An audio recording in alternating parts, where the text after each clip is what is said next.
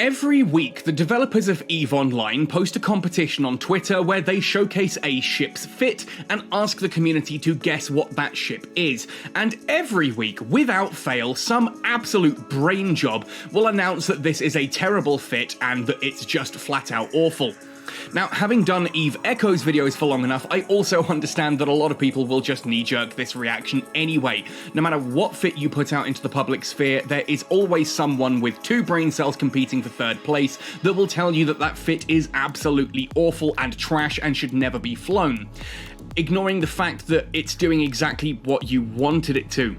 Now, in today's video, I wanted to showcase that this is the biggest lie that the EVE Online community tells itself, that there is a perfect fit in any situation for any ship, and that just flat out isn't true.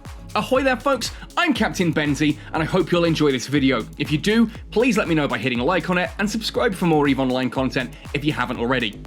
Now, this ship in front of you here is a Magnate. It is an Amarian exploration frigate. And why am I showcasing this one? Well, let's go into the skill in training menu here, and if we go to skill plans, to explorer, and then change it to Amar, you'll see that if we have a look at the skill plans here for Air Amar Explorer and Amar Treasure Hunter, they also mention a ship fit. Now, having a look at this ship fit gives us the one that I'm currently running with or without the hobgoblins, but we'll talk about that in just a moment. So I'm going to leave that open, and I'm going to open up the fitting window. Now, straight away, you should be able to tell that if I put these side by side, they are pretty much the exact same fit. The only difference between these is that I've also added a prototype cloaking device onto the top here, because, well, I like to have a cloak because I go wormholing and things like that, and having it can be really, really useful. But there is a couple of notable issues with it. Now, straight at the bottom here, we've got 8 times Hobgoblin 1, and I would ask the question, why would you ever put Hobgoblins into an exploration vessel? You never want to be getting into combat. This isn't mining where occasionally you need to scare off some belt rats. This is exploration where if anything shows up, your first instinct should be to run. So therefore, all the Hobgoblins here are making this a more expensive ship and a more expensive kill mail. It's 4.1 million ISK at the moment, but add on 8 Hobgoblins, and that pushes that up even higher, right? It's just more to replace if you do lose the ship. But the real issue for me here comes in the low slots. We've got 2 Type D restrained inertial stabilizers and 2 Type D restrained nanofiber structures. Without going too much into these modules as a direct thing right now, essentially what these do, the reason you fit these, is to change your align time. Now, if you look at my align time here, it's 2.58 seconds. That means, because of how servotics work, this will align and warp on 3 seconds. Remember, until you hit the exact 0 below, you always round up due to how servotics work. Having a 2.58 is the same as having a 2.9 or a 2.001. It doesn't matter, those are all still 3-second align times. So, why is this an issue? Well, because that's pretty low. What would happen if I were just to turn one of these off completely? Do I go above 3? No, I'm still a 3-second align time. Let's take off another one. Let's go off to this side. 2.95. This now means that theoretically, those 2 modules that it had suggested are utterly useless for me because they don't do anything. That align time doesn't help me warp faster, so there's no reason to have those 2 modules. As such, I could go in, and when this loads, I could look at something like, for example, adding a damage control in here, so that if anything does happen to shoot at me, I have a few more seconds of escape time. I could also look at things like, I don't know, if I wanted to try and fit some bigger stuff on the ship, I'm not running out of power grid, I could put in things like reactor controls or different kinds of low slots that might play around with that, but the simple fact is, I just don't need it. So ultimately, I could even just sit there and go, well, I'm running away anyway, let's just leave it like this. I don't need anything more. 2.96 is sub 3, I can't get it to sub 2, so there's no point, right? That means I could just leave that slot open. And some people are going to look at that and go, oh my god, you're wasting a slot. And it's like, no, I'm not. I'm keeping my ship, like, cheap. I could even take out the damage control unit there and just sit on a 4 million ISK ship.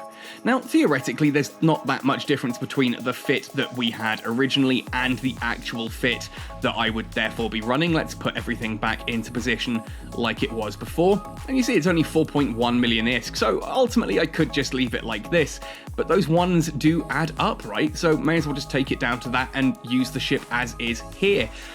The point I'm trying to get at here is that fit that was suggested is ultimately based on you having X, Y, or Z skills. It is a starter fit for a starter ship, but by time I've started training into some of the other skills, things that are going to increase my align time naturally, etc., then some of those modules suddenly make less sense, right? And kind of the point I'm trying to make in a really roundabout way here is that, yeah, you can look at these as a good starting point, like the Minmatar Bounty Hunter, Thrasher Minmatar Enforcer. Let's have a look at that fit. I could run this on a ship, and it's going to do pretty much what I want it to.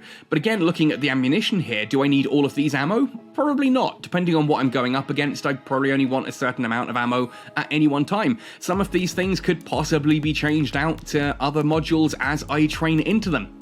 The simple fact is, if anyone ever turns around to you and simply says, you've put up a fit saying, oh, this is what I'm running, and someone just categorically tells you that that fit is bad, they are lying. If they're not lying, they are at least mistaken, for the simple fact that they have not possibly considered what your skills are, let alone what content you actually want to achieve with that vessel. Ultimately, you might decide that you want to change up the fit on a ship to do something very specific for you. Like for me, I'm running this, and people might say, well, why don't you run an anathema then if you want the cloaking device? You know, it's terrible to put a cloaking device onto a Magnate. Yeah, except the Magnate's got 400 cubic meters of cargo hold, whereas the anathema only has 200, right? So there's a reason for me to run this ship with this particular fit. Ultimately, you need to decide what works for you.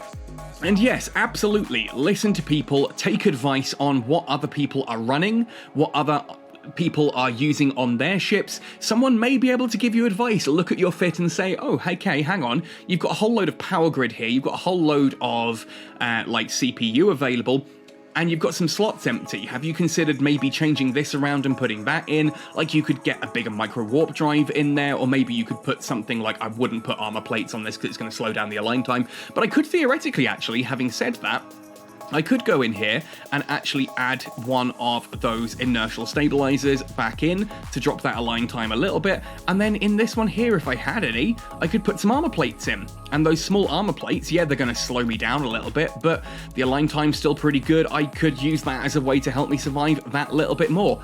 It's entirely up to you. Every ship fit is personal, and don't let anyone tell you that your ship fit is just atrocious, at least until they have actually had a conversation with you to figure out why your fit is the way it is. Anyone who just looks at a fit and says that's wrong is lying, for the simple fact they don't know your skills, they don't know the content you're attempting to do, they don't know why you fit it that way. And when you turn around and say, well, actually, I don't need the tanking modules, like they say, oh, you're running a combat ship there and you've got almost no tank. You sit there and say, I don't need tanking modules because I play exclusively with my best friend who flies a logistics ship, then you can go glass cannon. You can afford to do glass cannon in situations where other players need the additional tank, right? Hopefully that makes sense. Hopefully that gives you the sort of the guts to turn around to these people and just say, sure thing, mate. You think my ship fit is bad, but you haven't even asked what I'm attempting to do.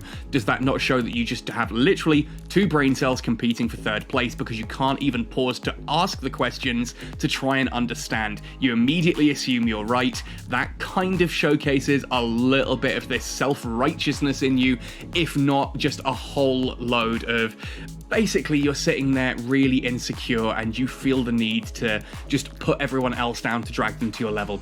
Me, I'm happy with this ship. I haven't lost it yet. I'm having fun doing the content I want to do, and this ship performs beautifully for my needs. So how about you go and sit in the corner and just cry yourself into how irrelevant you are. Cheers. Thank you. Bye.